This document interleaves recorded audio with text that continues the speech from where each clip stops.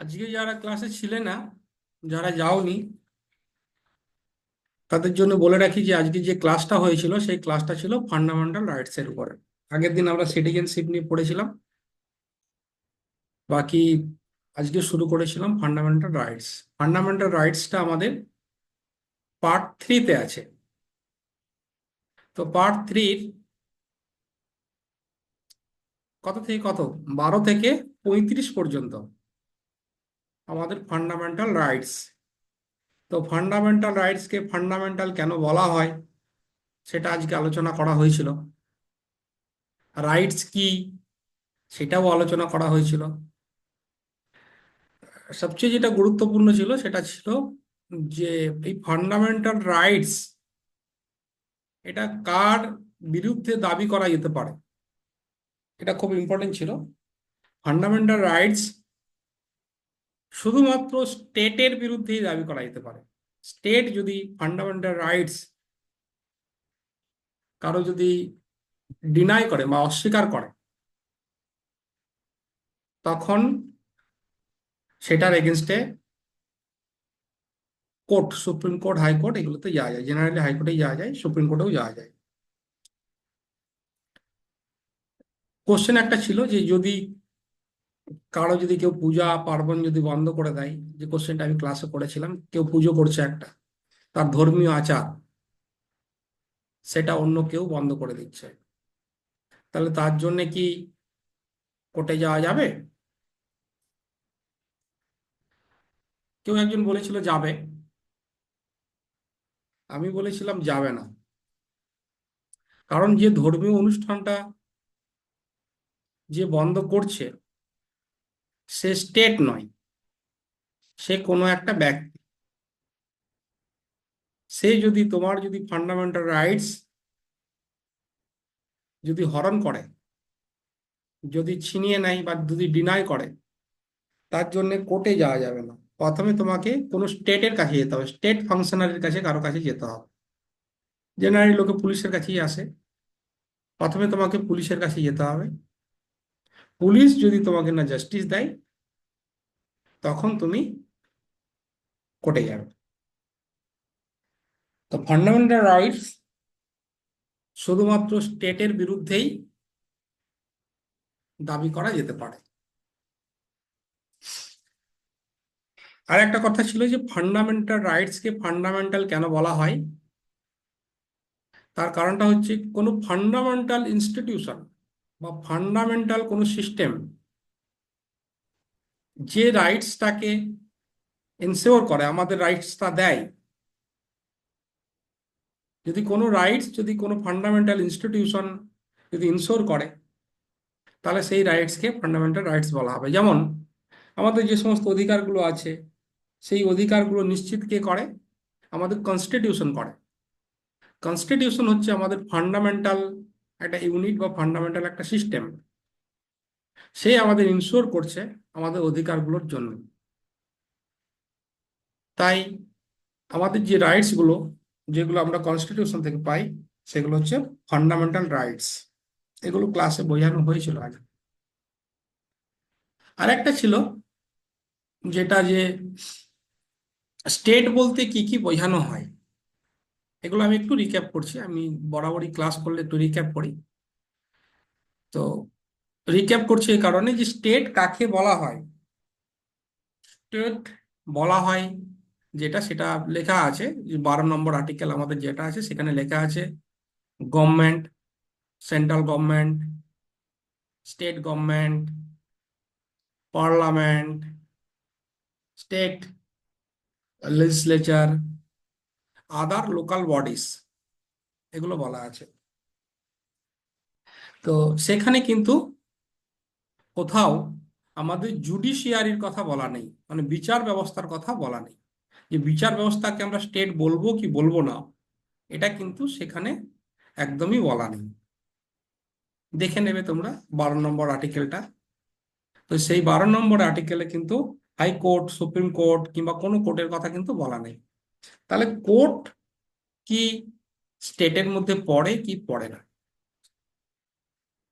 অনেকে বলবে কোর্ট হচ্ছে নিরপেক্ষ, তাই জন্য কোর্ট পড়ে না, যেটা ক্লাসে বলছিল কেউ একজন।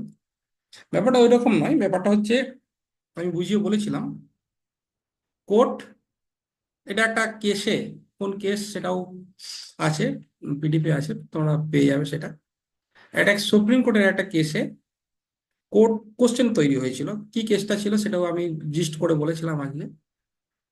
তো একটা কেসে সুপ্রিম কোর্ট বলেছিল যে যখন কোনো কোর্ট তার জুডিশিয়ারি ফাংশন পালন করবে, মানে বিচার বিভাগীয় বিচার পদ্ধতির কোনো কাজ যখন সে করবে, তখন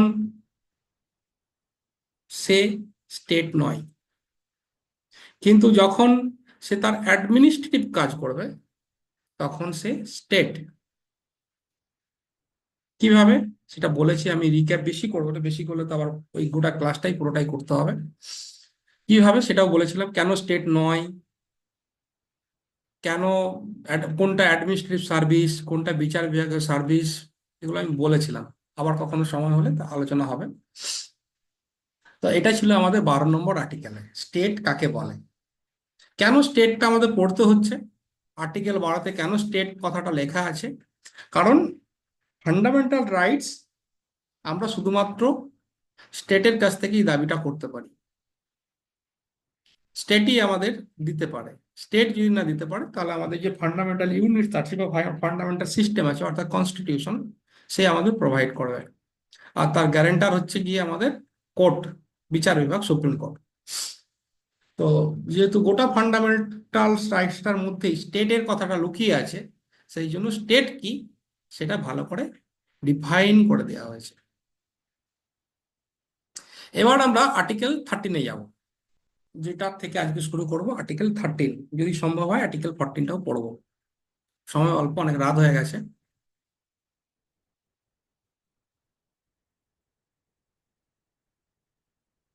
একটু মিউট করছে, 1 মিনিট।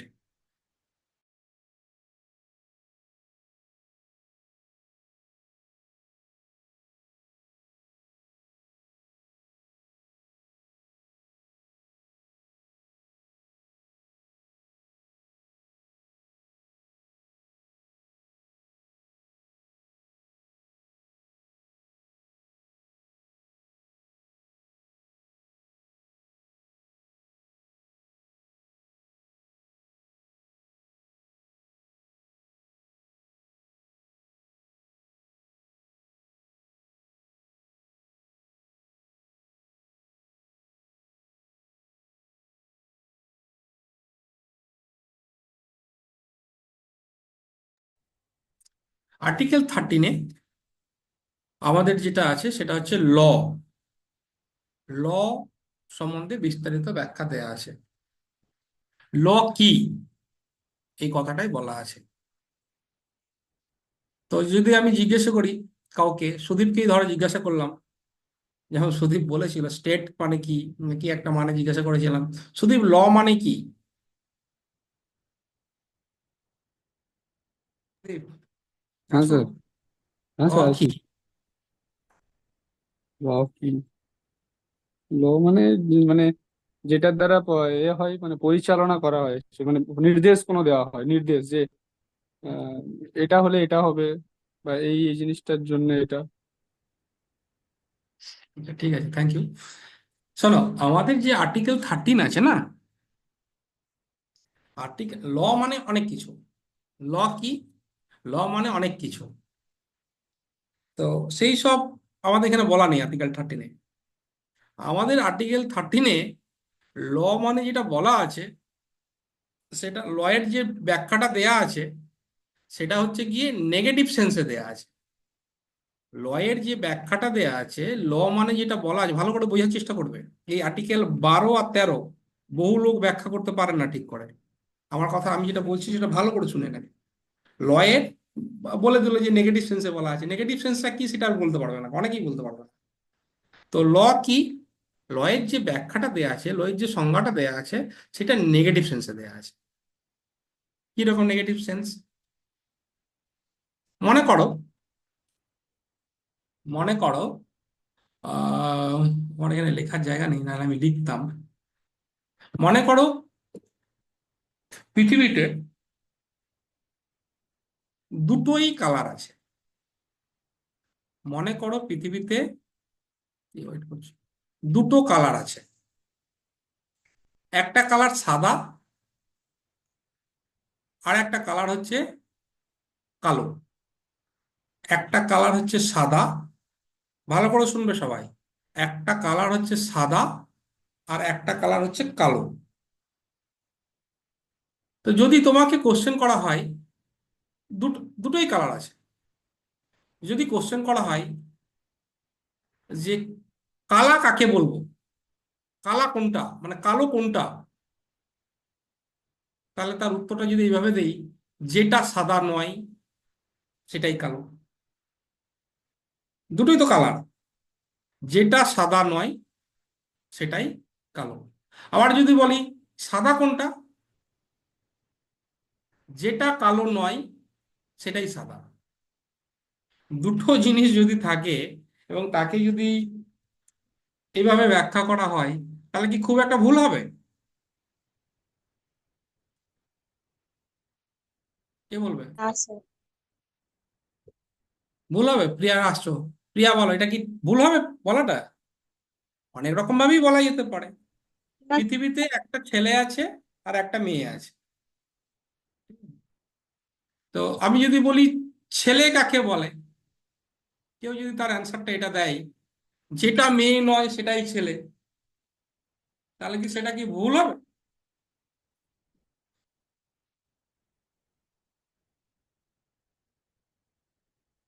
ভুল হবে। ভুল নয়, কিন্তু ঠিকঠাকও নয়। স্যার, আপনার মিউট হয়ে গেছে।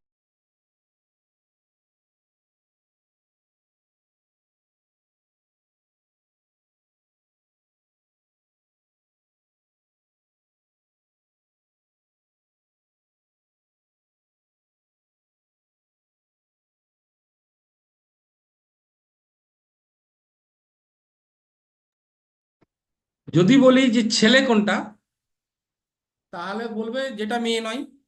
যদি বলি মেয়ে কোনটা, তাহলে বলবে যেটা ছেলে নয়। ঘটনাটা হচ্ছে অ্যান্সার বহু ভাগে দেওয়া যায়। তুমি প্রিয়া ঠিকই বলছো, অ্যান্সার বহুভাবেই দেওয়া যায়। দেওয়া যেতে পারে এই ছেলের বর্ণনা দিয়ে বলা যেতে পারে এটা ছেলে, মেয়ের বর্ণনা দিয়ে বলা যেতে পারে এটা মেয়ে, বলা যেতে পারে। ঠিক আছে, সেগুলো যে অ্যান্সার হবে সেগুলোকে বলা হবে পজিটিভ অ্যান্সার। সেই যে অ্যান্সারটা হবে, ছেলে কি, ছেলে যার চুল বেরোয়, তার দাড়ি বেরোয়, গোঁফ বেরোয়, আর বহু কিছু বর্ণনা দেওয়া যেতে পারে, সে হচ্ছে ছেলে। এর মাঝে কোথাও না কথাটা আছে কি? নেই। ছেলের গোঁফ বেরোয়, দাড়ি বেরোয়, বহু কিছু বলা যেতে পারে, অমুক অমুক অমুক অমুক আছে, অমুক অঙ্গ প্রত্যঙ্গ আছে, অমুক আছে, সেখানে কিন্তু না কথা নেই কিছু। তাই এটা পজিটিভ ডেফিনেশন। মেয়ে, মেয়ে কাকে বলে, তারও একটা বর্ণনা দেওয়া যেতে পারে, অমুক অমুক অমুক জিনিস আছে, তাই সে মেয়ে। এটা কিন্তু আছে, মানে এটা পজিটিভ ডেফিনেশন। কিন্তু যদি আমি নেগেটিভ ডেফিনেশন দেই, তাহলে এটা দিতে পারি যে যেটা মেয়ে নয় সেটা ছেলে। দেয়া তো বহু রকম ভাবে দিতে পারে, এটাও তো দেওয়া যেতে পারে যেটা মেয়ে নয় সেটা ছেলে, যেটা ছেলে নয় সেটা মেয়ে। বলা যেতে পারে কি পারে না? কাকে জিজ্ঞাসা করি, বাপ্পা, বলা যেতে পারে এটা?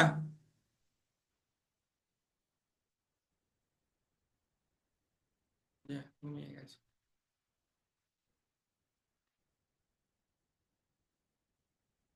সুপ্রিয়া, বলা যেতে পারে এটা? Yes sir. এটা বলা যেতে পারে। এটাকে বলা হবে নেগেটিভ ডেফিনেশন। এইটাকে বলা হবে নেগেটিভ ডেফিনেশন। ঠিক আছে, আমাদের যে ল, ল কাকে বলে, আইন কাকে বলে, এর একটা বড় একটা সংজ্ঞা দেয়া যেতে পারে। বাট এইখানে আর্টিকেল 13-এ সেই সংজ্ঞাটা দেয়নি। আর্টিকেল 13-এ কি বলেছে? আর্টিকেল 13-এ বলেছে যে এই যে আমাদের ফান্ডামেন্টাল রাইটস যেগুলো আছে, ফান্ডামেন্টাল রাইটস যেগুলো আছে, সেইগুলোকে যদি কোনো অর্ডার কোনো অ্যাকশন, ঠিক আছে, এই দেখো এখানে আছে আমার কার্সারটা যেখানে আছে সেখানে দেখো, ordinance, order, law, rule, regulation, notification, custom, usage. এতগুলো মনে রাখতে পারবে না। যদি কোনো অর্ডার অথবা অ্যাকশন অথবা ল যদি কোনো ফান্ডামেন্টাল রাইটসের বিপক্ষে যায়, অর্থাৎ ফান্ডামেন্টাল রাইটসে যেটা বলা আছে তার উল্টো কথা বলে, তাহলে সেটা ল নয়। বোঝাতে পারলাম? আমাদের যে 12 থেকে অ্যাকচুয়ালি নয়, 14 থেকে ধরে নেওয়া ভালো।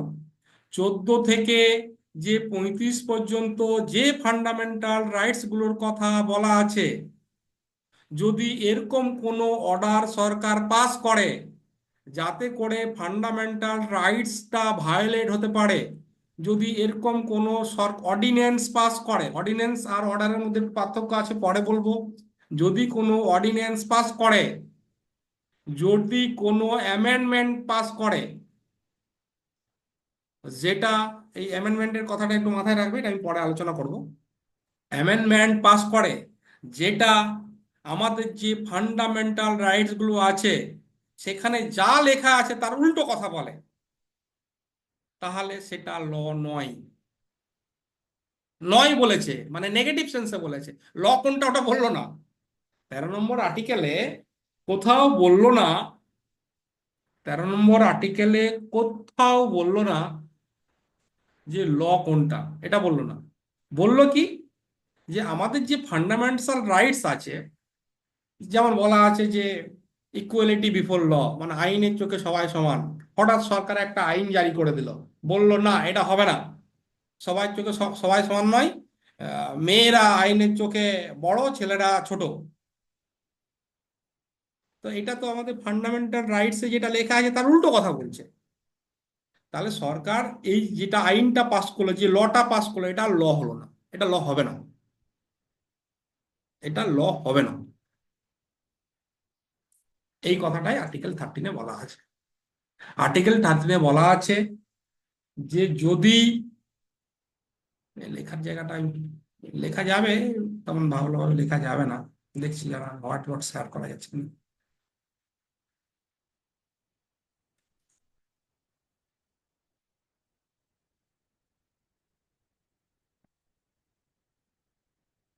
স্যার, বলছিলাম স্যার, এই অংশটা কি সংশোধন করা যায় না?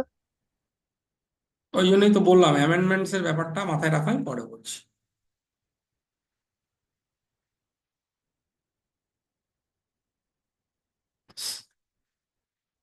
অর্ডিন্যান্স, ল, কোনো অ্যামেন্ডমেন্টস অথবা কোনো অ্যাকশন যেটা আমাদের যে ফান্ডামেন্টাল রাইটস আছে সেইটাকে যদি ভায়োলেট করে, তাহলে আমাদের সুপ্রিম কোর্ট কিংবা আমাদের হাইকোর্ট সেটাকে নাল অ্যান্ড ভয়েড ডিক্লেয়ার করে দিতে পারে। কোন কোর্ট করতে পারে? সুপ্রিম কোর্ট অথবা হাইকোর্ট, আর অন্য কোনো কোর্ট পারবে না। এখানে দেখো লেখা আছে।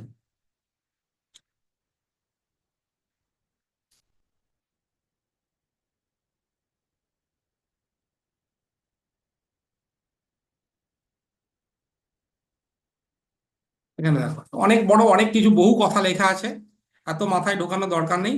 শুধু এই যে শেষের লাইনটা, 4 নম্বর লাইনটা আছে, এই 4 নম্বর লাইনটা আমি পরে বোঝাবো, ঠিক আছে? এটা অনেক কথা বলতে হবে, অনেক গল্প আছে এর মাঝে, অনেক ইতিহাস ঢুকিয়ে আছে, তখন আমি বলবো। কিভাবে মনে রাখবে? ওলা কথাটা মনে রাখবে। ওলা, যে ওলা কোম্পানি আছে, ওলা, ও দিয়ে হচ্ছে গিয়ে অর্ডিন্যান্স আর অর্ডার, এল দিয়ে হচ্ছে ল, আর ডবল এ যেটা হবে সেটা হচ্ছে একটা হচ্ছে অ্যাকশন আর একটা হচ্ছে অ্যামেন্ডমেন্টস। এরকম যদি কিছু সরকার নিয়ে আসে যেটা আমাদের ফান্ডামেন্টাল রাইটস অ্যাব্রিজ করতে পারে, অ্যাব্রিজ বা ভায়োলেশন করতে পারে, যদি করে তাহলে আমাদের সুপ্রিম কোর্ট কিংবা হাই কোর্ট সেটাকে নাল অ্যান্ড ভয়েড ডিক্লেয়ার করতে পারে। এই পর্যন্ত কারো বুঝতে অসুবিধা থাকলে আমাকে বলবো। এইখানে এই কথাটাই লেখা আছে, জটিল জটিল ভাষায় ঘুরিয়ে ঘুরিয়ে লেখা আছে, 4 নম্বর পয়েন্টটা বাদ দিয়ে। এটাই যদি কারো বুঝতে অসুবিধা থাকে বলো।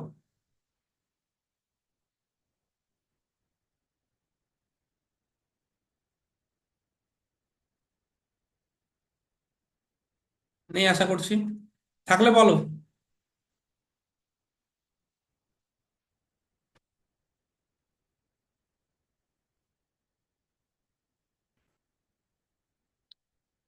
এখানে দেখো, the state shall not make any law which take away, abridge the rights of the conferred rights conferred by this part, and any law made in contravention of this clause shall, to the extent of the contradiction, be void। মানে ওই একই কথা, যে supreme court high court ওটাকে বাতিল বলে ঘোষণা করে দেবে। এখানে একটা গল্প আছে। কি গল্প আছে? গল্পটা হচ্ছে যে জুডিশিয়াল রিভিউ। জুডিশিয়াল রিভিউ, এই জুডিশিয়াল রিভিউটা কি জিনিস? কোশ্চেন পড়ে, মেনে কোশ্চেন আসবে এবং ভাইভাতেও কোশ্চেন আসতে পারে। কি কোশ্চেন আসবে না, জুডিশিয়াল রিভিউটা কি? আমেরিকাতে দেখো এখানে লেখাই আছে, মারবারি অ্যান্ড ম্যাডিসন একটা কেস হয়েছিল 1803-এ। মারবারি ভার্সেস মেডিসন কেসে ওখানে যে সুপ্রিম কোর্ট চিফ জাস্টিস যিনি ছিলেন, উনি একটা অর্ডার পাস করেছিলেন। পাস করে বলেছিলেন, কি বলেছিলেন? The Supreme Court held that it had the power to strike down laws that it found to be unconstitutional। Supreme court যদি দেখে, এটা আমেরিকার গল্প করছি, সুপ্রিম কোর্ট যদি, আমেরিকার সুপ্রিম কোর্ট যদি দেখে যে কনস্টিটিউশনের মধ্যে এমন কিছু ঢুকিয়ে দেওয়া হয়েছে যেটা আনকনস্টিটিউশনাল, যেটা আনকনস্টিটিউশনাল মানে কনস্টিটিউশনে থাকার কথা নয়, এরকম জিনিস ঢুকিয়ে দেওয়া হয়েছে, তখন সুপ্রিম কোর্ট কি করবে? সেটাকে বাদ দিয়ে দেবে। এই যে বিচারপতি এই কথাটা বলেছিলেন, এটা কোথা থেকে বলেছিলেন? ওটা উনি নিজে থেকেই বলেছিলেন।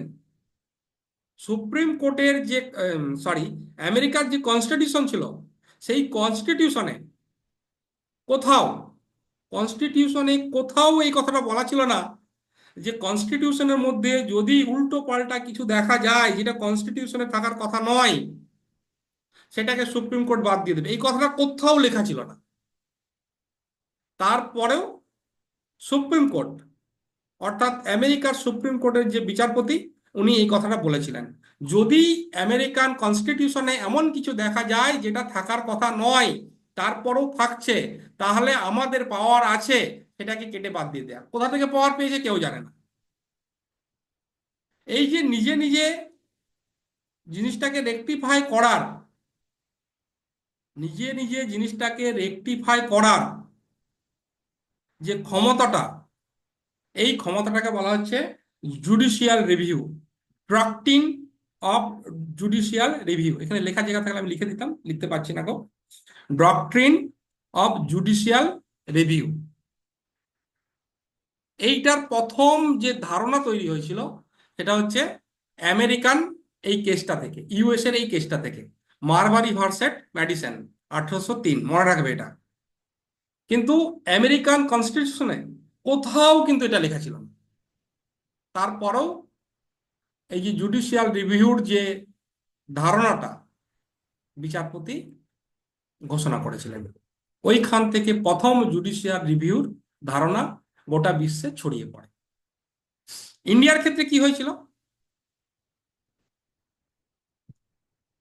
ইন্ডিয়ার ক্ষেত্রে হয়েছিল, আমাদের যে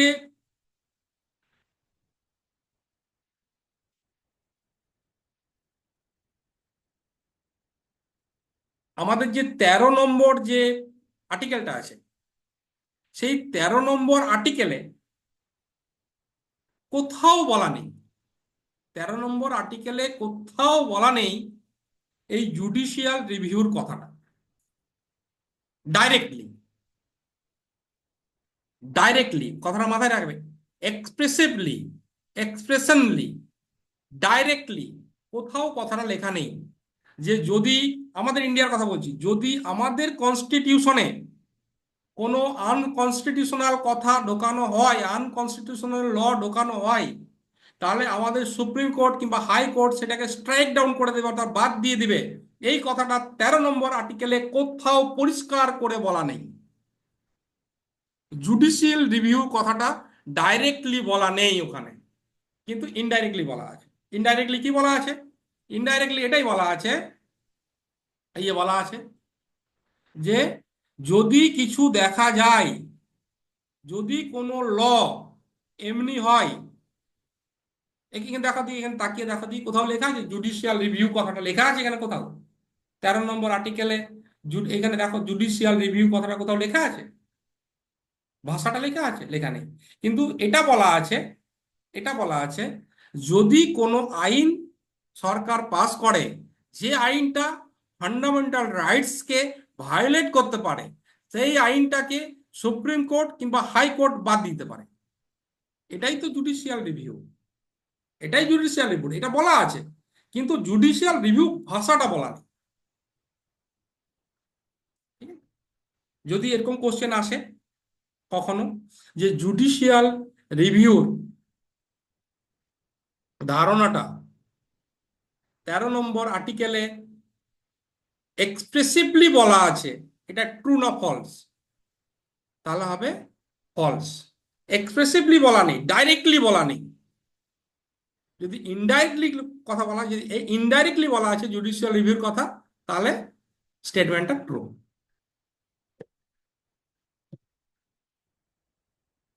কিন্তু এই জুডিশিয়াল রিভিউ যে করতে পারবে, এটা আমাদের সংবিধানের অন্য জায়গায় বলা আছে। কোথায় বলা আছে?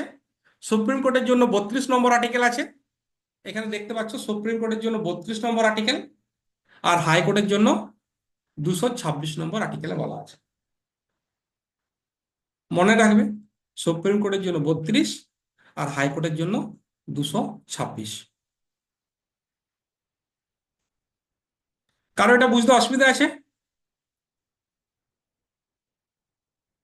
না স্যার। নেই। আমি 5 মিনিট সময় দিচ্ছি।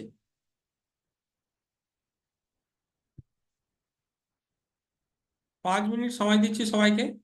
আমি যে 13 নম্বর আর্টিকেলটা পড়ালাম, বাংলায় হোক, হিন্দি, ইংলিশ, তামিল, উড়িয়া, যাই হোক, লিখে এই চ্যাট বক্স আছে এখানে, চ্যাট বক্সে দেখো তোমার ওখানে যেখানে তুমি জয়েন করেছো চ্যাট বক্স আছে, ওখানে লিখে দাও। 5 মিনিট টাইম, 10 মিনিট টাইম দিলাম, 10 মিনিট লাগবে না, 5 মিনিট। যা 13 নম্বর আর্টিকেল থেকে যা শিখলে তুমি, তোমার মতো করে, চুরি করবে না কোথাও থেকে, তোমার মতো করে লিখে ঝেপাস এখানে ফেলো, চট করে ফেলো। দেখলাম এখন বাজে হচ্ছে 10টা 30, 10টা 35-এর মধ্যে যেন সবাই চলে আসে। লিখে দাও।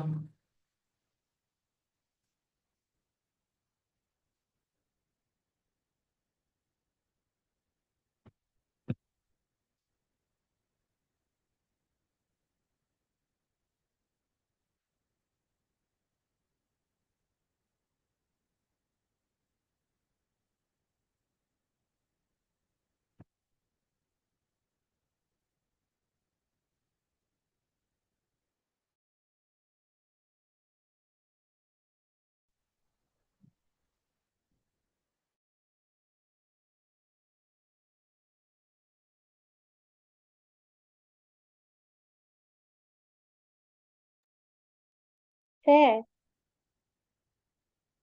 স্যার বলছিলাম যে আমি হচ্ছে যে এই একটু আগেই জয়েন করলাম, মানে করতে পারিনি আর কি। তো মানে শরীরটা খারাপ লাগছিল আর কিছু কাজও ইয়ে হয়ে গেছিল। তো স্যার আমি বলছি যদি আমি রেকর্ডিংটা দেখে লিখে দিই তাহলে হবে, মানে মানে কিছুক্ষণ পরে। আচ্ছা ঠিক আছে, তুমি এখন ওয়েট করো 5 মিনিট। ঠিক আছে। ঠিক আছে স্যার, আমি আপনাকে লিখে হলেও পাঠাবো ছবি। হুম, ঠিক আছে।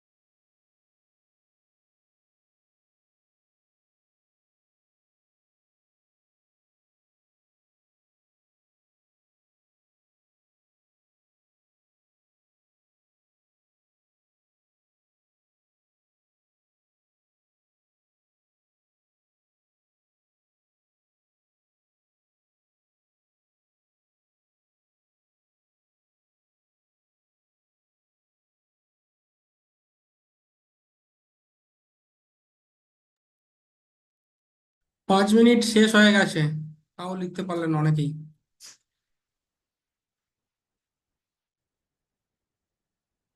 ছবি তুলে পাঠাবো কি করে? ছবি তুলে অপশন পাচ্ছেন তো? গ্রুপে পাঠাবো, ওই হোয়াটসঅ্যাপ গ্রুপে পাঠিয়ে দাও দরকার হলে। সেরকম স্যার হলে স্যার হোয়াটসঅ্যাপ ওখানে গ্রুপ, যদি পাচ্ছ না, যদি এখানে যদি না পারো তো হোয়াটসঅ্যাপ গ্রুপে পাঠিয়ে দাও। ওখানে পাঠানো যাবে না স্যার, আমি এখানে লিখে দিচ্ছি দরকার। তো তো ভয় কিসের বাবা, পড়াশোনা সাবধান। করবে।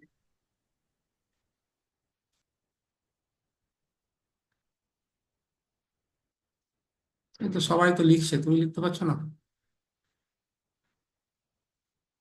আমি যে খাতায় লিখছিলাম। এই তো শেয়ার করেছে সৌরভ হাজরা। সৌরভ, একটু বলে দাও তো কি করে শেয়ার করলে।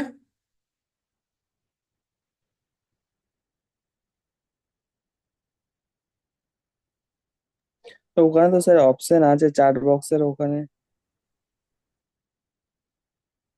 সুদীপ, সৌরভ দেখো করেছে, শেয়ার করেছে। দেখছি স্যার।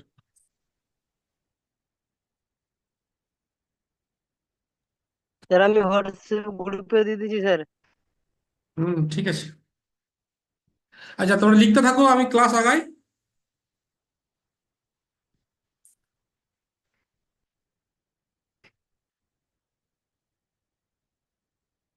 ঋত্বিক, সৌভিক, পলাশ কেউ দিলে না কিন্তু।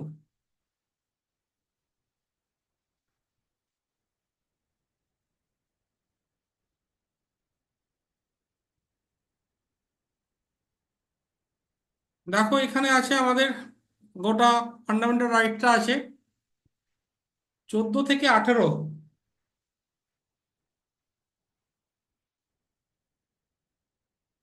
14 থেকে 18 ইকুয়ালিটি। 19 হচ্ছে গিয়ে ফ্রিডম। অ্যাকচুয়ালি 19 থেকে 22 পর্যন্তই ফ্রিডম। তা যাই হোক, 19টা ফ্রিডম। 20 থেকে 22 প্রোটেকশন। 23 থেকে 24 রাইটস এগেনস্ট এক্সপ্লয়টেশন। 25 থেকে 28 রাইটস অফ রিলিজিয়াস ফ্রিডম। 29 থেকে 30 কালচারাল অ্যান্ড এডুকেশনাল রাইটস। 31-এ আছে কম্পালসারি অ্যাকুইজিশন অফ প্রপার্টি, এটা বাদ হয়ে গেছে এখন। 32-এ আছে রাইট টু কনস্টিটিউশনাল রেমেডিজ। আর 33, 34, 35-এ আছে এক্সেপশন। ফান্ডামেন্টাল রাইটস শেষ। সবাই বুঝতে পেরেছো?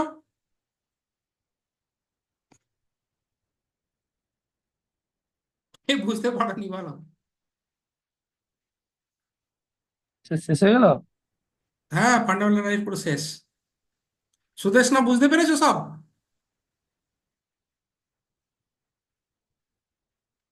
সুদেশ, না হ্যাঁ স্যার। বুঝে গেছো তো?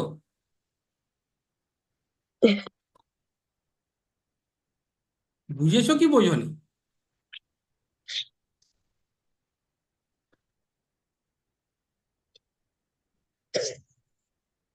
চলো, এটা জিস্টটা দিলাম। এবার একটা একটা সেকশন আমরা ধরে ধরে এগোবো, ঠিক আছে?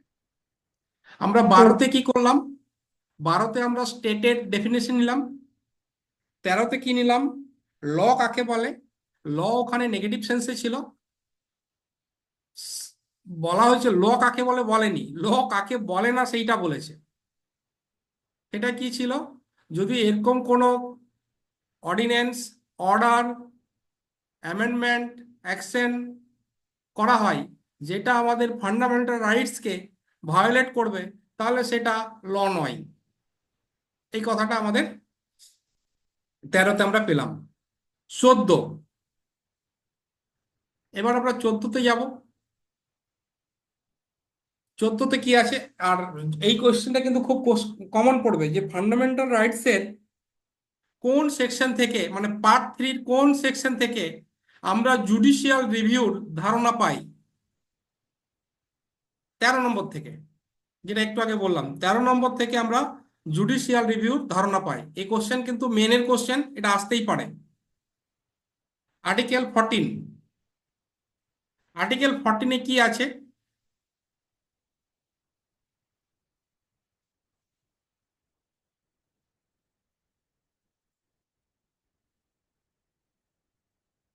আর্টিকেল 14-এ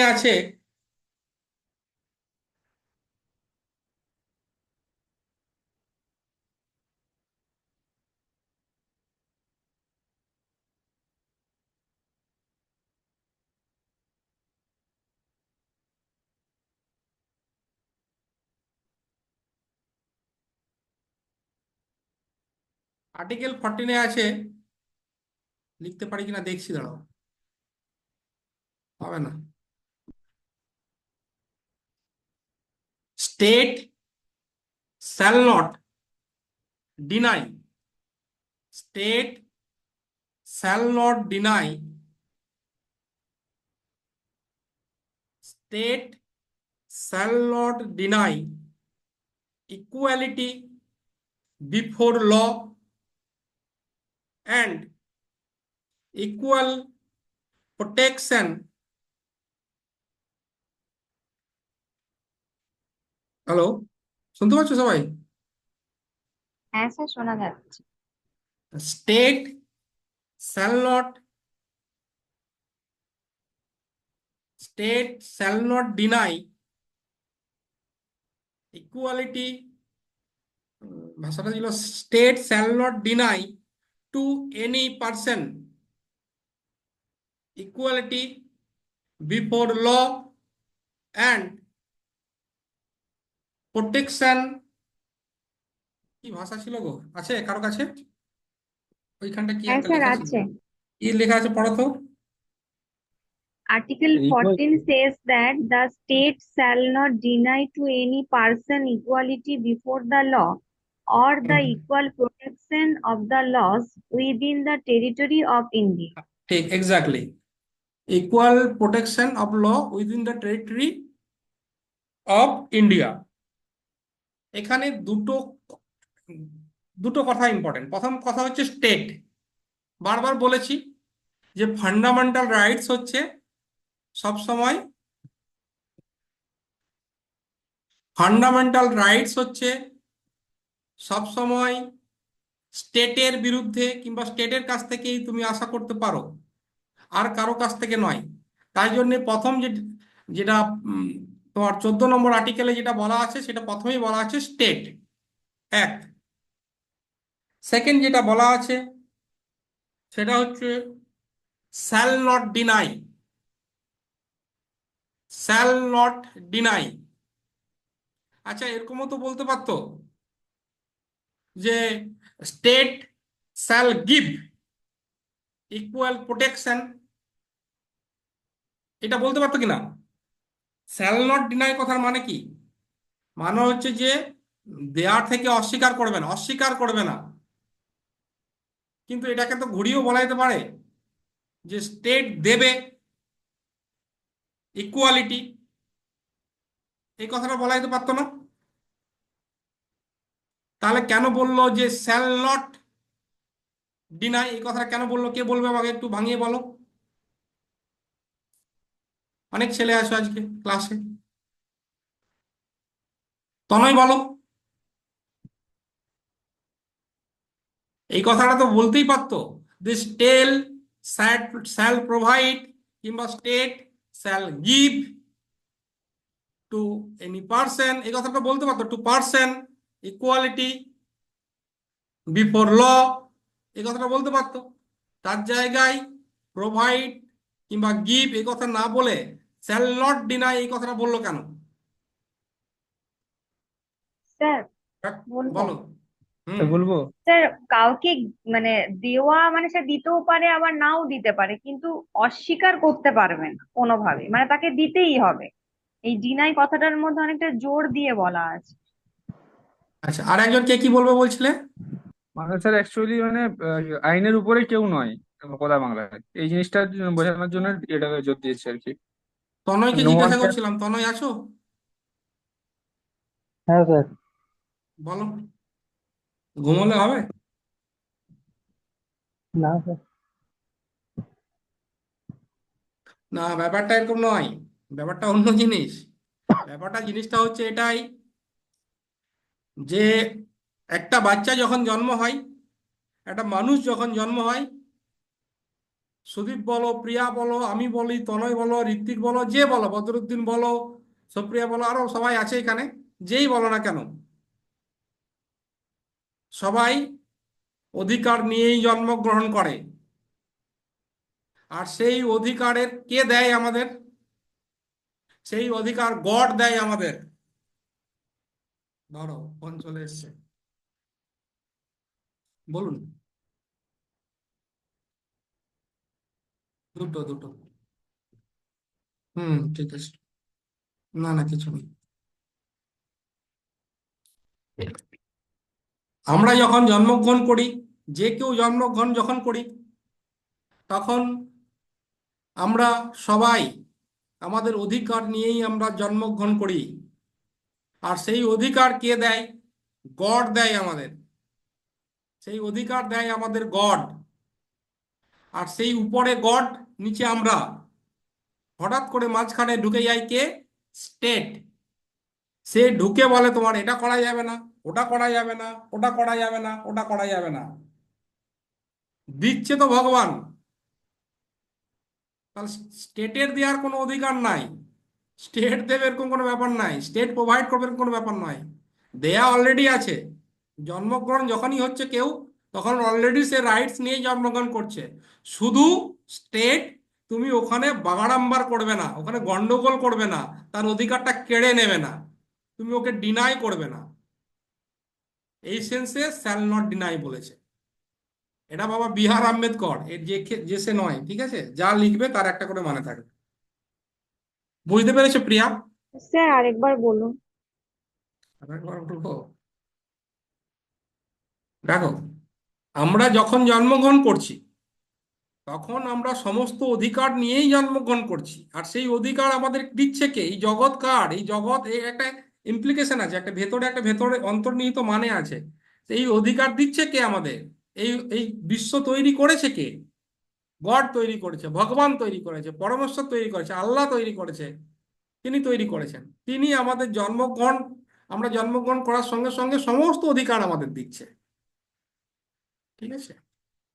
শুধুমাত্র সেই কোন অধিকারটা আমি ব্যবহার করতে পারবো, কোনটা ব্যবহার করতে পারবো না, এসে এসে বাগড়া কে দিচ্ছে? স্টেট দিচ্ছে। সবসময়, যুগ যুগান্তর ধরেই এসছে, স্টেট সবসময় বাগড়াটা দিয়েই যায়। তাই সংবিধান বলেছে যে ভগবান অধিকার দিয়েছে মানুষকে, তো তুমি ওকে ডিনাই করো না, শ্যাল নট ডিনাই করো না। তোমার দেওয়ার তো অধিকার নেই, তুমি তো দিতে পারো না, ভগবান দিয়ে পাঠিয়েছে এটা, তো তুমি দেবে কোথা থেকে? কিং জনসের, কিং জনস, যেটা আজকে পড়িয়েছিলাম, যে এর বিরুদ্ধে বিদ্রোহ হয়েছিল। কেন বিদ্রোহ হয়েছিল? মানুষ বিদ্রোহ করেছিল এসেন্সে যে আমি জন্মেছি, স্বাধীনতা, বলেছিল না, স্বাধীনতা আমার জন্মগত অধিকার। কে বলেছিল এটা? স্বাধীনতা আমার জন্মগত অধিকার, তা আমি অর্জন করবই। কে বলেছিল? ইতিহাসের কথা বাল কেউ বলে গঙ্গাধর একজন। তিলক। হ্যাঁ, বাল বাল গঙ্গাধর গঙ্গাধর তিলক। তিলক। তিলক বলেছিলেন। কেন বলেছিলেন? কেন জন্মগত স্বাধীনতা আমার জন্মগত অধিকার, এই কথাটা কেন বলেছিল? মানে আমি যখন জন্ম হচ্ছি, তখনই আমি স্বাধীনতা নিয়ে জন্মগ্রহণ করছি, তখনই আমি ইকুয়াল হয়ে জন্মগ্রহণ করছি। ভগবান আমাকে এগুলো দিয়ে পাঠিয়েছে। তুমি স্টেট এর মাঝে ঢোকে ডিনাই করবে না। তাই জন্য লিখেছে স্টেট শ্যাল নট ডিনাই। হয়ে গেল? কে বুঝতে পারেনি বল, এই কথাটা বল। ঋত্বিক, বুঝতে পেরেছো? হ্যাঁ স্যার, বুঝতে পেরেছি। ঠিক। এর পরের কোশ্চেনটা ছিল, প্রিয়া বুঝতে পেরেছো? হ্যাঁ স্যার। না একবার বলবো? না না। ঠিক, চলো। এরপরের যেটা আছে সেটা হচ্ছে state shall not deny to any person. বলা আছে না? বলা আছে কি এটা প্রিয়া? বলা আছে হ্যাঁ state sir. Shall not deny to any person. হ্যাঁ স্যার বলা। বলা আছে। তো দেখো, একটা মোবাইল নাম্বার লেখো। খাতা পেন আছে সবার কাছে? না ঘুমিয়ে ঘুমিয়ে দেখছো এটা? হ্যাঁ স্যার আছে। আছে, খাতা বলুন পেন স্যার আছে? বলুন। হ্যাঁ স্যার সুদেশ, স্যার না আছে। আছে। খাতা পেন আছে? হ্যাঁ স্যার। নেই? আছে। আছে। আমি একটা ফোন নাম্বার দিচ্ছি, ঠিক আছে? যখনই কোনো বিপদে পড়বে এই ফোন নাম্বারে ফোন করবে। লাগবে তো ফোন স্যার ফোন নাম্বারটা লেখো। নাম্বারটাই? ফোন, হ্যাঁ, ফোন লাগবে তো? ফোন লাগবে। ঠিক আছে, যা বিপদে পড়বে, টাকা পয়সা যা লাগবে সব এই ফোন নাম্বারেই ফোন করবে। তাহলে স্যার টাকা এটা পয়সা কি যা লাগবে গডের সব পৌঁছে দেবে। নাম্বার? হ্যাঁ, এটা কার কি নাম্বার? ভগবানের নাম্বার দিচ্ছে গড, স্যার, লিখে লিখে লিখে ভগবানের লিখে লিখে। Number sir? নাম্বারটা আগে যা লেখো চাই তো, নাম্বারটা আগে লেখো। নাকি দেখো, গৌরী 15, সেন্টার? 15 লেখো, 15, হাইপেন দিয়ে 16, হাইপেন দিয়ে 18, 18-র পরে একটা ব্যাকেট দাও, ব্যাকেটের মধ্যে লেখো 2, ব্যাকেট বন্ধ, আবার হাইপেন দিয়ে লেখো 19, আবার হাইপেন দাও, হাইপেন দিয়ে লেখো 29, হাইপেন দিয়ে লেখো 30।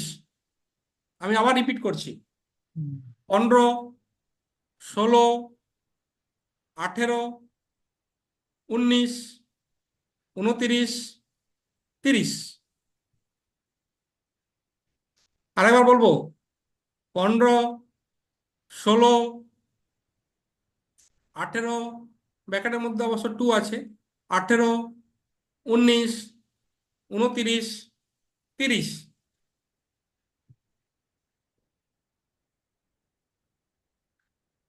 যখনই বিপদে পড়িবে তখন এই নাম্বারে ফোন করবে। ফোন করলে যা চাইবে তাই পাবে না। নাম্বারটা লিখেছো কেউ? আমি কিন্তু ধরবো একজনকে, তাকে বলতে হবে যে কি লিখেছে সে। কত আশা নিয়ে লিখলাম, আপনি যে কি দিয়ে দিলেন। বিনোদ বলো, বিনোদ হেমব্রম। বিনোদ আছো?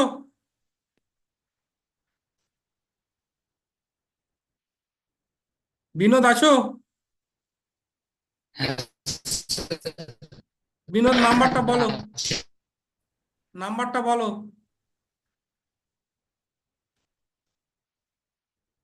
15, 16, 18, 2 হচ্ছে ব্র্যাকেটে 2, 19, 29, 30। ঠিক আছে, ভয়েসটা কেটে কেটে আসছে। এই যে নাম্বারটা লিখলে, নেটওয়ার্ক এগুলো ডিস্টার্ব হচ্ছে করছে আমাদের স্যার আমার এখানে। ফান্ডামেন্টাল রাইটস এর আর্টিকেলের section. Article 15, article 16, article 18-2, article 19, article 29, article 30। এইগুলোতে সুবিধা প্রোভাইড করা হয়েছে, সুবিধা দেওয়া হয়েছে শুধুমাত্র সিটিজেনকে, ইন্ডিয়ান সিটিজেনকে। আর বাকি যত সেকশন আছে সব জায়গাতে পার্সনকে। বুঝতে পেরেছো? 15 নম্বরে সিটিজেনের কথা বলা আছে, 16 নম্বরে সিটিজেনের কথা বলা আছে, 18 নম্বর, 18-2-এ সিটিজেনের কথা বলা আছে, 19-এ সিটিজেনের কথা বলা আছে, 29-এ সিটিজেনের কথা বলা আছে, 30-এ সিটিজেনের কথা বলা আছে। আর বাকি যতগুলো ফান্ডামেন্টাল রাইটস বাকি থেকে গেল সবগুলোতে কিন্তু পার্সনের কথা বলা আছে। সিটিজেন মানে কে? ইন্ডিয়ান সিটিজেন, ভারতের বাসিন্দা। পার্সন মানে কে? সে ভারতেরও হতে পারে, সে বিদেশিও হতে পারে, ভারতীয় হতে পারে, সে বিদেশিও হতে পারে। সে সিটিজেন নয়, রেসিডেন্টও হতে পারে। সে ভারতের সিটিজেন নয় কিন্তু সে ভারতে বসবাস করে। যেমন আগের বারে একটা উদাহরণ দিয়েছিলাম, আলিয়া ভাট। সে সিটিজেন নয় কিন্তু ভারতে ইকোনমিক্সে দিয়েছিলাম খুব সম্ভবত। সে সিটিজেন নয় কিন্তু সে হচ্ছে রেসিডেন্ট, বসবাস করে। শেখ হাসিনা আমাদের সিটিজেন না কিন্তু এখন সে বসবাস করছে, রেসিডেন্ট আমাদের। এনি পার্সন, তাকে, এনি পার্সনকে, যে কোনো ব্যক্তিকে, সে ভারতবাসী হোক আর নাই হোক, তাকে 14 নম্বর যে আর্টিকেল আছে সেখানে সুবিধা প্রদান করা হয়েছে। সুবিধা বা অসুবিধা যাই হোক তার কথাই বলা হয়েছে ওখানে, এনি পার্সন।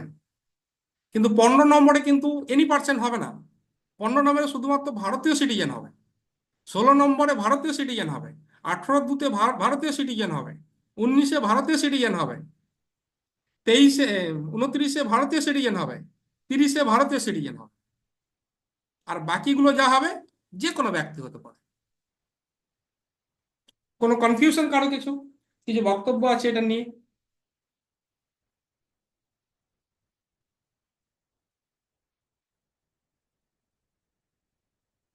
নেই। এবার এখানে দুটো কথা বলা আছে। কি কথা বলা আছে? একটা বলা আছে এর পরের অক্ষরটা আর কি, আমি লিখিয়ে দিলে লেখানো, পরের দিন লেখার ব্যবস্থা করছি, দাঁড়াও। এখানে দুটো কথা বলা আছে, পার্সেন্ট পর্যন্ত চলে গেল। এরপরে বলা আছে যেটা আছে ইকুয়ালিটি বিফোর ল, আর একটা বলা আছে ইকুয়াল প্রোটেকশন। একটা আছে ইকুয়াল প্রোটেকশন, আর একটা হচ্ছে ইকুয়ালিটি বিফোর ল। ইকুয়াল মানে হচ্ছে সমান, সবাই সমান, আর ইকুয়াল প্রোটেকশন মানে হচ্ছে সবাইকে সমান সংরক্ষণ।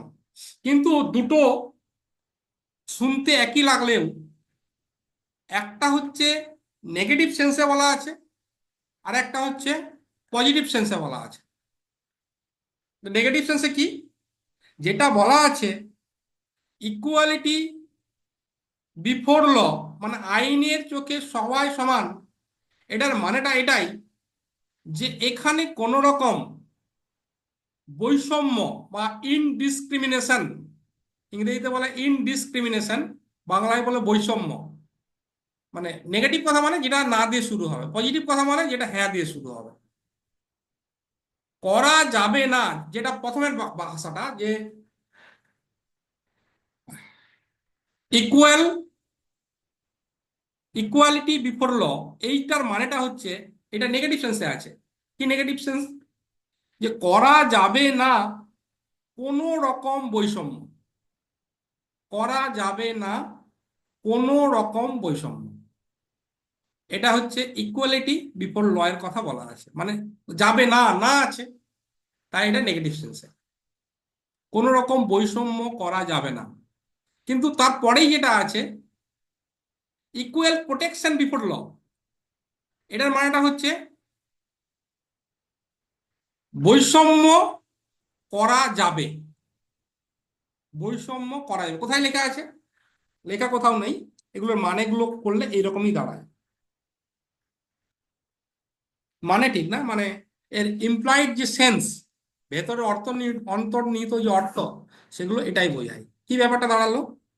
লিখতে পারলে ভালো লাগে, বারবার বলছি কথাটা, যে ইকুয়ালিটি বিফোর ল, এই কথাটার মানেটা এটাই আইনের চোখে সবাই সমান, এখানে কোনো রকম ইনডিসক্রিমিনেশন বা বৈষম্য করা যাবে না। তারা যদি সমান হয় তাহলে তারাকে সমান সুযোগ দিতে হবে। তারা যদি সমান হয় তাহলে তারাকে সমান সুযোগ দিতে হবে। যেমন এটা এটা হচ্ছে ইকুয়ালিটি, যেমনটা পরে বলছি। এটা হচ্ছে যেমন ধরো কেউ যদি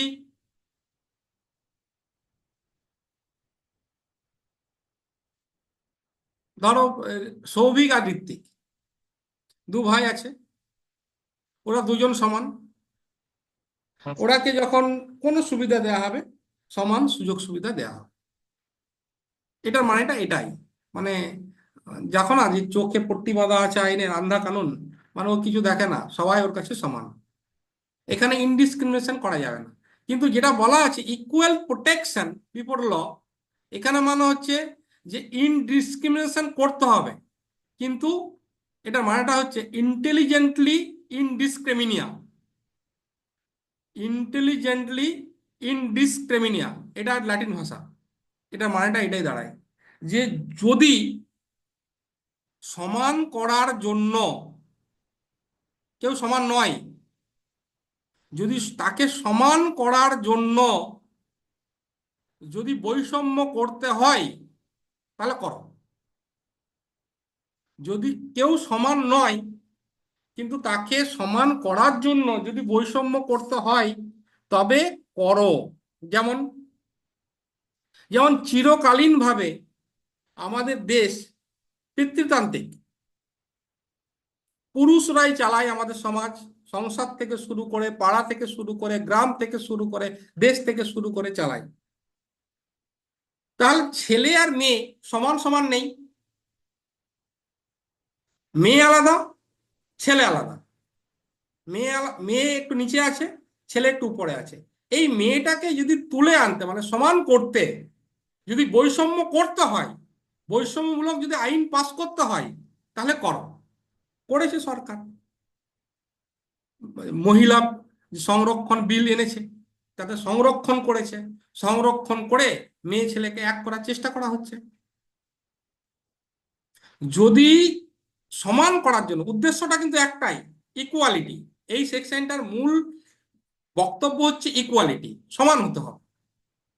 যদি সমান করার জন্য যদি বৈষম্য করতে হয় তো করো, সেটা এই সেকশনটা আমাদের অধিকার দিয়েছে।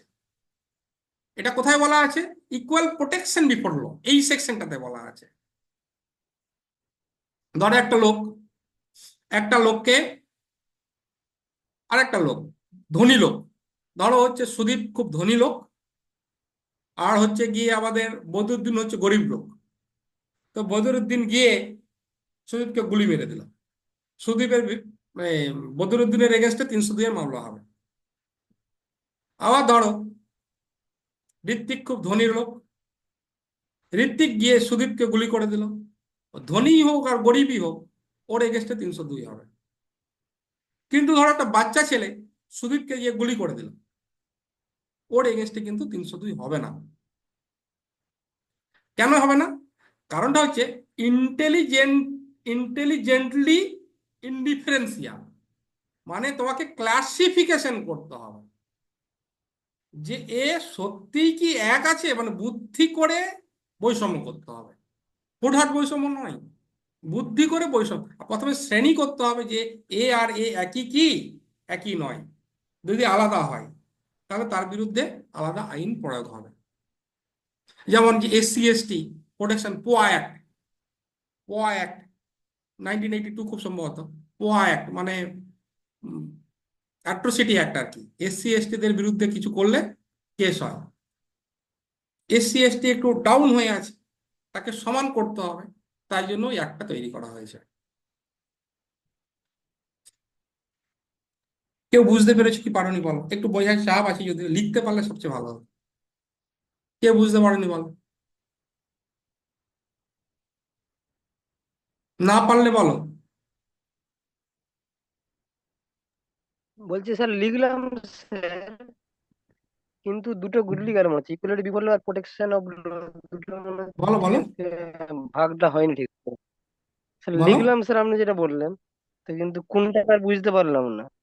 ওই equality equality before law before আর ল, হচ্ছে ইকুয়ালিটি আমি প্রোটেকশন। বুঝতে পেরেছি।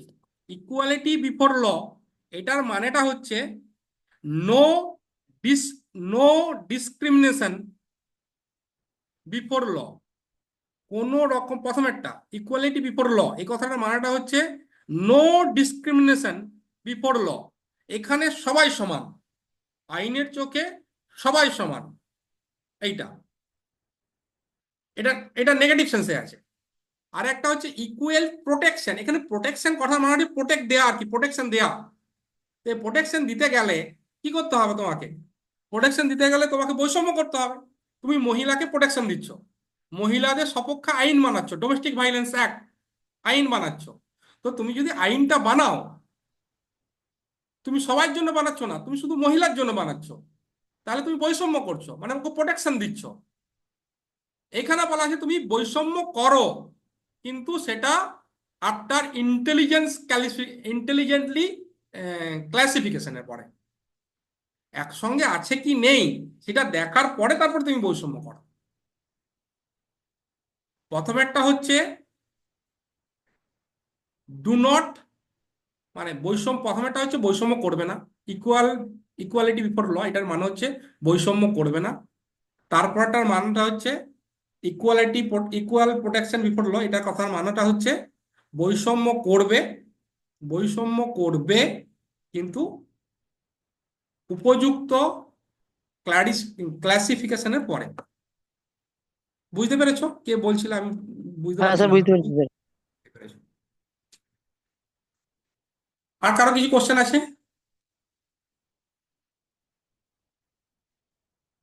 উদ্দেশ্যটা কিন্তু একটাই, যে ইকুয়াল করা, আর কিছু না। উদ্দেশ্য একটাই, ইকুয়াল করা, আর কিছু নয়।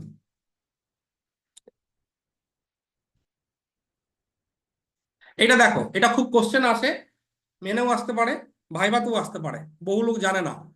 নো ক্লাস লেজিসলেশন, উপরে দেখো লেখা আছে no class legislation. No class legislation কথাটার মানে কি? ধরো আমি, ধরো কি আছে এখানে, কাকে দেয়া, ধরো কৃষ্ণা, কৃষ্ণা ধরো ভোটে দাঁড়িয়েছে, এমপি ভোটে দাঁড়িয়েছে, ও এমপি ভোটে দাঁড়ালো, জিতে গেল। জেতার পরে ও বলল যে এই যে কুমোর পড়া আছে, এই কুমোর পড়ার লোকগুলোর একটা আইন বানাও। সেই আইনে এটাই লেখো যে কুমোর পড়ার লোকগুলো আমাকে ভোট দিয়েছে, একটা আইন লেখো যে কুমোর পড়ার লোকগুলো যদি মার্ডার করে তাহলে ওদের কিছু হবে না। আর ওখানে ভূঁয়া পাড়ার লোকগুলো আমাকে ভোট দেয়নি, ওরা যদি মার্ডার করে ওদের ফাঁসি হয়ে যাবে। এরকম একটা আইন বানাও। তো এরকম একটা আইন বানানো হলো। তো এইটা যেটা বলছে, এটা কি হলো? এটা কি হলো? এটা কি, এটা করার ফলে দুটো পাড়া কি এক হবে? মানে একই জায়গায় যাবে? একটা পাড়া তো ডাউন হয়ে যাবে, একটা পাড়া আপ হয়ে যাবে। তাহলে এখানে এই সেকশনের যে উদ্দেশ্য, যে ইকুয়ালিটি, সবাই সমান, সেটা হবে না। এই যে এইরকম কোনো আইন বানানো যাবে না যেটাতে ইকুয়ালিটি আসবে না। আর এটাকেই বলা হচ্ছে নো ক্লাস লেজিসলেশন। বুঝতে পেরেছো? এরকম কোনো আইন বানানো যাবে না, এরকম কোনো অ্যাকশন নেওয়া যাবে না, এরকম কোনো অ্যামেন্ডমেন্ট আনা যাবে না যাতে করে ইকুয়াল না হয়ে আনইকুয়াল হয়ে যাবে। কোশ্চেন কারো কিছু? ক্লাস লেজিসলেশন কথার মানে এটাই। লেজিসলেশন মানে হচ্ছে আইন পাস করা, ক্লাস মানে একটা যে কোনো জনগণকে ধরে। কোশ্চেন আসতে পারে যে নো ক্লাস লেজিসলেশন কাকে বলে। ডব্লিউবিসিএস মেনে বহু পুরনো একটা, পুরনো সালে এই কোশ্চেনটা এসেছিল যে নো ক্লাস লেজিসলেশন দিয়ে অপশন দিয়ে দিয়েছিল। বহু পুরনো নয়, একটু একটু পিছনে মেনে এসেছিল। কারো কোশ্চেন থাকলে বলতে পারো, লজ্জা পাওয়ার কিছু নেই। তোমরা লজ্জা পাওয়ার ছেলেপুলেও নয় যদিও। স্যার, বলো। স্যার বলছিলাম একটা কোশ্চেন। স্যার, এই যে ক্যাব যে আইনটা বের করেছে, তাতে একটা আইনে বলা হয়েছে যে কি মুসলিম আইন? বাদে অন্য যে কি কোনো আইন? কি ধর্মের লোক। আইনটা পেলাম না। Cab sir, cab sir, cab cab? Citizenship, citizenship amendment bill. আচ্ছা, হ্যাঁ বলো বলো। সিটিজেনশিপ অ্যামেন্ডমেন্ট বিলটা বলা হয়েছে যে মুসলিম বাদে অন্য কোনো জায়গা থেকে অন্য কোনো সম্প্রদায়ের মানুষ যদি আসে তাহলে তাকে নাগরিকত্ব দেওয়া হবে। তাহলে এখানে যে মুসলিমদেরকে একটা ক্লাসিফিকেশন করা হলো। না, ক্লাসিফিকেশন করা হয়নি। তাহলে স্যার ওটা কি বলে? এই গল্পটা অন্যরকম ছিল। এই গল্পটা ছিল এটাই, গোটা আইনটা জানো না বলে এই গল্পটা আসছে। গল্পটা এটাই ছিল যে যে দেশে যে সংখ্যালঘু, আমাদের এখানে মুসলিমরা সংখ্যালঘু, ভাষাটা অন্যরকম ছিল। তুমি কোশ্চেনটা তুললে, এখানে কোশ্চেন নয় যদিও, তুমি তুললে তাই আমি বলে দিচ্ছি। আমাদের এখানে মুসলিমরা সংখ্যালঘু, কিন্তু পাকিস্তানে হিন্দুরা সংখ্যালঘু। ঠিক আছে? ভাষাটা এরকমই ছিল যে আমাদের আশেপাশে যে যেখানে সংখ্যালঘু আছে তারা যদি আমাদের এখানে আসে তাহলে তাদের আমরা সিটিজেনশিপ দেবো। বুঝতে পেরেছো? সংখ্যালঘু আমাদের তখন কি মনে হয়েছে যে পাকিস্তানে তো মুসলিম সংখ্যালঘু নয়, হিন্দু সংখ্যালঘু, তাহলে হিন্দুকে দিচ্ছে মুসলিমকে দিচ্ছে না। আমাদের মূল উদ্দেশ্যটা কি ছিল? মূল উদ্দেশ্যটা ছিল ওয়েলফেয়ার, ভালো করা, ঠিক আছে? ওখানে সংখ্যালঘু আছে পাকিস্তানে হিন্দুরা, ওখানে ওরা বিভিন্ন রকম ভাবে অত্যাচারিত হচ্ছে, ওখান থেকে যদি এখানে এসে যদি ভালো থাকে তার জন্য সিটিজেনশিপ দেওয়া হবে। খ্রিস্টানদের দেওয়া হবে বলছিল, জৈনদের দেওয়া হবে বলছিল, ঠিক আছে? যে যেখানে সংখ্যালঘু আছে সেখান থেকে আসলে দেওয়া হবে। যদি মুসলিম কোথাও সংখ্যালঘু থাকে, মুসলিম আশেপাশে আমাদের কোথাও সংখ্যালঘু ছিল না, তাই জন্য মুসলিমের গল্পটা আসেনি। চলো টপিক চেঞ্জ করি, এটা এখানে টপিক নয়, যখন ওখানে আসবে তখন বলবো। আর কারো কিছু?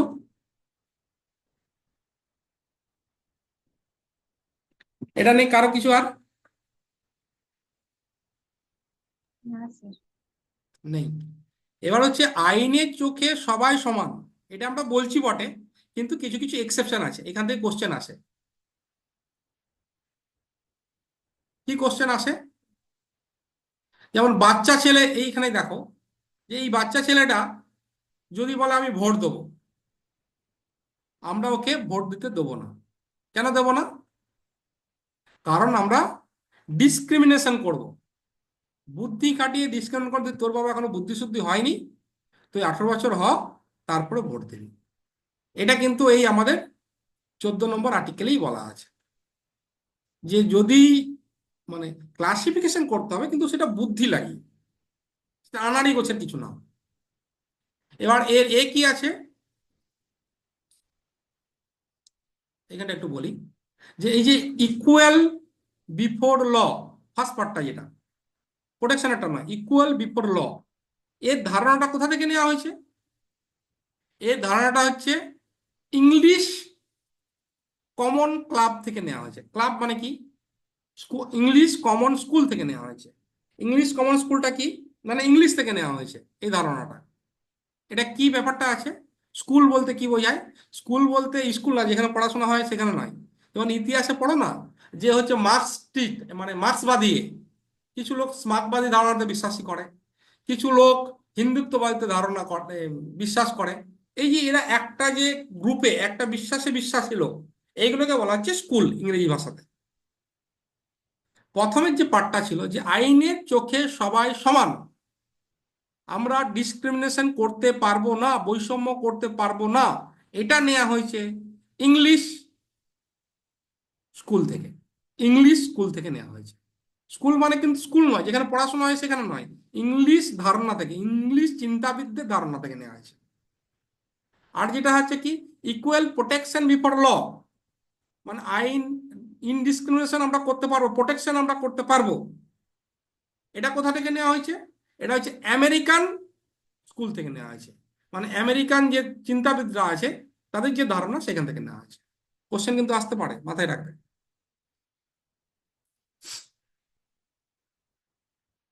এবার এক্সেপশন আছে। কি এক্সেপশন আছে? মানে আমরা বলেছি আইনের চোখে সবাই সমান, কিন্তু এক্সেপশন অনেক আছে। এই এক্সেপশন গুলো দেখে রাখবে, কোশ্চেন আসে, ডাইরেক্ট কোশ্চেন আসে। কি কোশ্চেন? না 361 নম্বর আর্টিকেল অনুযায়ী প্রেসিডেন্ট কিংবা গভর্নরকে সে যতদিন চেয়ারে থাকবে, সেই চেয়ারে থাকাকালীন কোনো কাজ করলে তাকে কোর্টের কাছে জবাবদিহি করতে হবে না। দেখো লেখা আছে 361। 361 নম্বর আর্টিকেল অনুযায়ী যদি প্রেসিডেন্ট কিংবা গভর্নর তার চেয়ারে থাকাকালীন, চেয়ারে থাকা মানে হচ্ছে চেয়ারে সারাদিন বসে থাকবে এরকম নয়, তার পদে থাকাকালীন সেই যদি কোনো কাজ করে, সেই কাজের জন্য কোর্টে তার জবাবদিহি করা যাবে না, কোর্টের কাছে সে জবাবদিহি করতে বাধ্য নয়। সেটাই রিসেন্ট দেখতেই পেলে, আমাদের যিনি গভর্নর ছিলেন, গভর্নর আছেন, তো ইনি একটা কি মেয়ে ঘটিত কেস, তো কোর্ট থেকে তার কাছ থেকে কোনো অ্যান্সার নিতে পারছে না, তার বিরুদ্ধে কেস করা যাচ্ছে না, ক্রিমিনাল কেস করা যাচ্ছে না। কিন্তু যদি সিভিল কেস হয়, সিভিল কেস কোনটা? মারামারি যেগুলো হয় সেগুলো ক্রিমিনাল, মারামারি বাদ দিয়ে যেটা হবে সেটা হচ্ছে সিভিল। সিভিল কেসে যদি তার বিরুদ্ধে কোনো কমপ্লেন থাকে, তাহলে তাকে নোটিশ দিয়ে 2 মাসের সময় দিতে হবে, মানে রাষ্ট্রপতি আর রাজ্যপালকে 2 মাসের সময় দিতে হবে। তারপরে যা কিছু করা যায়। হঠাৎ করে তোমার মনে হলো করা যাবে, সিভিল কেসে কিন্তু মনে রাখবে। আর ক্রিমিনাল কেসে তো একদমই জবাবদিহি করবে না কোনো কোর্টে। কোশ্চেন কিছু? এটা হচ্ছে এক্সেপশন। এক্সেপশন মানে ব্যতিক্রম। কেন ব্যতিক্রম? আমরা বলেছিলাম যে আইনের চোখে সবাই সমান, কিন্তু এখানে দেখতে পাচ্ছি প্রেসিডেন্ট আর রাজ্যপাল, রাষ্ট্রপতি আর রাজ্যপাল দুজন সমান নয়, তাদের একটু আলাদা খাতির দেয়া আছে। আর কি? আর হচ্ছে মেম্বার অফ পার্লামেন্ট আর state legislator. Member of parliament কি, এমপি যারা হয় আর কি, লোকসভা রাজ্যসভা। যখন লোকসভা রাজ্যসভা চলবে, যখন চলবে তখন কোনো কোর্ট থেকে কোনো সমন তার কাছে গেলে সে কোর্টে যেতে বাধ্য নয়, সিভিল বা ক্রিমিনাল যাই হোক না কেন। মারামারি কেস হলে ক্রিমিনাল, মারামারি কেস না হলে সিভিল। যদি কোনো কেসে তার সাক্ষী থাকে, তাকে বলা হয় যে আপনাকে এই কেসে সাক্ষী দিতে হবে, আর সেই সময় পার্লামেন্ট চলছে, তাহলে সে সেখানে যাবে না। এটা স্যার এটা exception। অধিবেশন চলাকালীন। অধিবেশন চলতে হবে। যখন অধিবেশন বন্ধ হয়ে যাবে তখন যদি যাই যেতে হবে। বলো। স্যার ওইটাই বলছিলাম আর কি, স্যার পার্লামেন্ট বলছিলেন বুঝতে পারছিলাম না, মানে অধিবেশন চলাকালীন সে যাবে না। যাবে না, এটাও কিন্তু একটা এক্সেপশন। আর কি এক্সেপশন আছে? Diplomatic immunity. ডিপ্লোম্যাটিক ইমিউনিটি কেন? ডিপ্লোম্যাটিক ইমিউনিটি কি? যে তুমি ধরো ফরেন সার্ভিসে চাকরি করছো, ফরেন সার্ভিস মানে ইন্ডিয়ান ফরেন সার্ভিস চাকরি করছো, তুমি আমেরিকাতে অ্যাম্বাসেডার আছো, কিংবা তুমি ইংল্যান্ডে অ্যাম্বাসেডার আছো। তো তুমি যদি কোনো ক্রিমিনাল কেস করো, তাহলে আমেরিকার আইন তোমার ক্ষেত্রে প্রযুক্ত হবে না। ধরো তুমি জার্মানিতে আছো, তুমি একজন চাকরি পেয়েছো, চাকরি পেয়ে পাস করেছো, পাস করে তুমি একজন অ্যাম্বাসাডার, রাষ্ট্রদূত হয়ে জাপানে আছো। জাপানে তুমি একটা কিছু ঘটনা ঘটালে, জাপানে কিছু একটা ঘটনা তুমি ঘটালে, তো সেখানে জাপানের আইন কিন্তু তোমার ক্ষেত্রে প্রযোজ্য হবে না। তোমাকে জেল দিতে পারবে না, তোমাকে কোর্টে নিয়ে যেতে পারবে না। কেন পারবে না? কেন পারবে না? তার কারণটা হচ্ছে ওই 14 নম্বর সেকশনে বলা আছে। কি বলা আছে? 14 নম্বর সেকশনে বলা আছে, একদম শেষের দিকে বলা আছে, equality before law within the territory of India. কি টেরিটরি অফ ইন্ডিয়া? না, ভারতবর্ষের কোনো জায়গার মধ্যে যদি কেউ কিছু করে, তার ক্ষেত্রে ভারতের আইনই প্রযোজ্য হবে, অন্য কোনো আইন প্রযোজ্য হবে না। এই ইকুয়ালিটি কিংবা ইকুয়াল প্রোটেকশন, এগুলো সব ভারতের জায়গার মধ্যেই হবে, ভারতের বাইরের জায়গার মধ্যে হবে না। এবার যে অ্যাম্বাসাডারটা, ধরো তুমি জাপানে চলে গেছো, জাপানে তুমি রাষ্ট্রদূত আছো, ওই যে রাষ্ট্রদূত যে ভবনটা আছে, কি বলো ওটাকে, কি বলো ওটা? ওই যে বলে সব জায়গাতেই তো আছে এমপিসি বাংলাদেশের। না কি? হুম। Embassy embassy. এমবেসি, ঠিক। এই যে এমবেসি আছে, ঠিক আছে, তো ওই এমবেসিটা কিন্তু যে দেশের এমবেসি, ধরেই নেওয়া হয়, মানে এটা আইনে আর কি, ধরে নেওয়া হয় যে ওই অ্যাম্বাসিটার মধ্যে যে জায়গাটা আছে সেটা সেই দেশ। ধরো তুমি গিয়ে একটা 5 বিঘা জমিতে তোমার একটা অ্যাম্বাসি আছে জাপানে, সেখানে অ্যাম্বাসেডার হচ্ছে গিয়ে তোমার প্রিয়া। ওই যে 5 বিঘা জমিটা, ওই 5 বিঘা জমিটা কিন্তু ইন্ডিয়া, যদিও জাপানের মধ্যে, তবুও ওটা কিন্তু ইন্ডিয়া। তাহলে ওখানে যদি তুমি কিছু কুকর্ম করো, তার মানে তুমি ইন্ডিয়ার মধ্যেই করছো, ওখানে ইন্ডিয়ার আইনেই তোমার বিচার হবে, তোমার জাপানের আইনে বিচার হবে না। বুঝতে পেরেছো? কে বুঝতে পারোনি বলো? যে দেশের এম্বাসি যেখানে থাকবে, সেই জায়গাটা সেই দেশের। এইটা একটা এক্সপ্রেশন আছে এখানে। বলছিলাম স্যার বিচারটা কি সেই দেশেই হবে, যে জার্মানিতেই হবে? না, না, ওরা রিটার্ন পাঠিয়ে দিবে তোমাকে, তোমার দেশেই বিচার হবে। ঠিক আছে?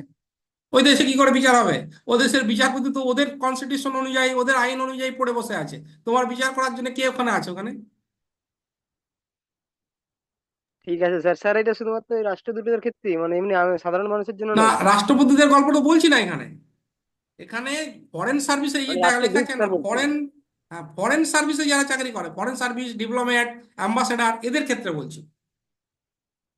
এরা যদি কোনো ক্রিমিনাল বা সিভিল কেস করে কোনো দেশে গিয়ে, তাহলে সেই দেশের আইন এদের মধ্যে প্রযুক্ত হবে না, এই দেশের আইন ওখানে গিয়ে প্রযুক্ত হবে। আর কি?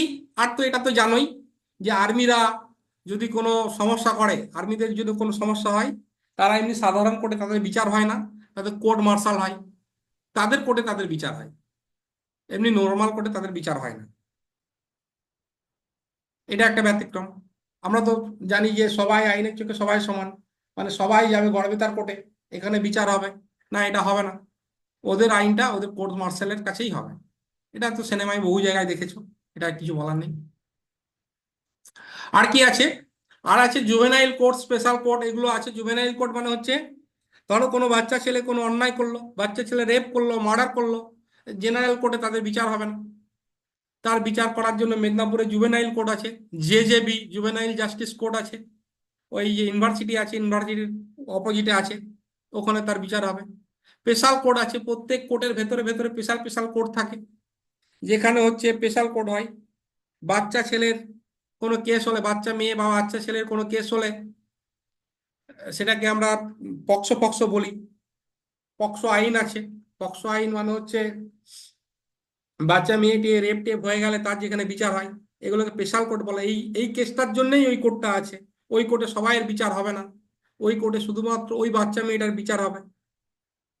তো এই কিছু কিছু এক্সেপশন আছে আমাদের। কারো কিছু কোশ্চেন থাকলে বল, অনেক রাত্রি হয়েছে। কোশ্চেন আছে কারো? থাকলে করতে পারো, যত রাত্রি হোক, কোশ্চেন শেষ করে যাবো। স্যার ওই যেটা সিভিল কেস আর ক্রিমিনাল কেস বললেন, মানে যেটাতে রাষ্ট্রপতি রাজ্যপাল ওনারা মানে জবাবদিহি করতে পারবেন আর একটাতে পারবেন না, মানে করবেন না আর কি, ওইটা স্যার কত বললেন, 300 কত ইয়েটা? 61।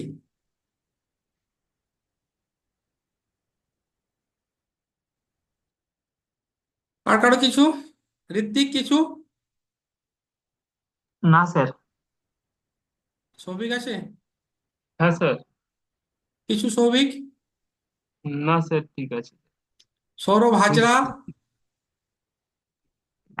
স্যার যদি রাজ্যপালের মানে 5 বছর বা রাষ্ট্রপতির 5 ইয়ারের টার্মটা শেষ হয়ে যায়, 5 বছরের চলাকালীন যে তার মধ্যে যদি ক্রিমিনাল কেস চলে, সেটা কি 5 বছর পড়ার পর সেই কেসটা নিয়ে আবার না, কোর্টে না, যেতে হবে পারে? না, হবে না। সে যে ধরো 5 বছর ওখানে ছিল, ঠিক আছে, 5 বছর ওখানে ছিল, সেই চেয়ারে থাকাকালীন সে যা কাজকর্ম করে এসেছে, তার জন্য কোর্টে গিয়ে সে জবাবদিহি করবে না। 5 বছর পরে সে যদি কোনো কিছু করে, যে যখন চেয়ারে থাকবে না, তার জন্য সে জবাবদিহি করবে, যদি না চেয়ারে থাকে। কিন্তু এই 5 বছর সময়কালীন মধ্যে যদি কিছু করে, তার জন্য জবাবদিহি করবে না। ঠিক আছে? আর কারো কিছু? ঋতুশ্রী? ঋতুশ্রী চুপ করে বসে আছে। না স্যার।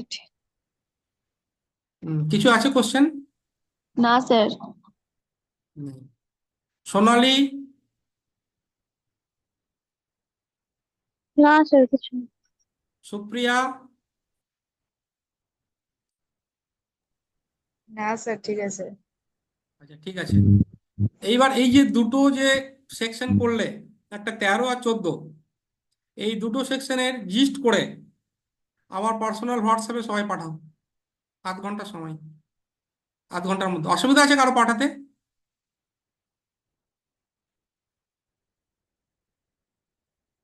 শুধু অসুবিধা আছে? না স্যার, অসুবিধার কি আছে? খাটিয়ে খাটিয়ে মারবো তোমাদের আমি নাকি? গাল দিচ্ছে মানা মানা নাকি? গাল দাও আর কি করবে? ঠিক আছে, তাহলে ছেড়ে দিই আজকে নাকি? কালকে যদি সুযোগ হ্যাঁ পাই স্যার। আবার ক্লাস হবে। হ্যাঁ স্যার। স্যার তনয় বলো। মেসেজ করছে, কালকে বলো, কালকে বলো, কালকে পাঠাবো জিস্ট করে আর কি। না, কালকে না, এক্ষুনি হবে জিস্ট। কালকে তো আবার কিছু চলে আসবে। আমি কিন্তু যাকে না পাবো তার ঘরে ফোন যাবে কিন্তু রাত্রে। আর তারপরে কালকে সকালবেলা তার ঘরে সিভিক যাবে পাক্কা। এটা আপনার সিভিক পুরাতন পুলিশ যাবে। ডায়লগ। হ্যাঁ, এটা আপনার পুরাতন ডায়লগ। কোনো পুরাতন ডায়লগ নয়। তোমাদের ঘরে ঘরে সিভিক পুলিশ আমাদের প্রাইজ পাঠায়নি? এটা হ্যাঁ পাঠিয়েছে স্যার। কিন্তু তাহলে তাহলে বলো, ঘরেই প্রাইজ গেছে, আবার যাবে, আবার শুরু করবো। চাকরিটা পেতেই হবে। ফোন করে বলবে চাকরিটা আমি পেয়ে গেছি, বেলা শুনছো? ঠিক আছে, বেলার গুড বিয়ে নাইট, হবে। ঘুমো। বেলার ঘুমো মেয়ে সবাই। ধরবে ফোন। চলো, বাই, গুড নাইট। হ্যাঁ, ঠিক স্যার আছে। স্যার বলো। বলছিলাম স্যার আপনি আমাদের ফোন রিসিভ করেন না কেন স্যার? হুম হুম। আমাদের ফোন রিসিভ করেন না কেন স্যার? কোথায় করেনি? রিসিভ করি না? আজকে করেছিলাম স্যার আর কি। না, করি, কিন্তু কোনো কারণে হয়তো মিস হয়ে গেছে, দেখো। করি না এরকম না। স্যার সবাই কোনো কারণে মিস হয়ে যেয়ে থাকতে পারে, ঠিক আছে? বহু ফোন আছে তো, 3-4টা ফোন। এবার আননোন নাম্বার দেখলে একটু করি না জেনারেলি, ঠিক আছে? একটু স্যার তুমি আগে লিখে দেবে যে আমি অমুক স্যার পড়ছি, ঠিক আছে? তো অসুবিধা থাকলে আমাকে মেসেজ করবে, প্রথমে দিয়ে করবে, ঠিক আছে? কোনো অসুবিধা নেই। ঠিক আছে, ছাড়ি, অনেক রাত হয়েছে। কাল দিবে সবাই। Good night. হ্যাঁ sir, good night. Good night sir.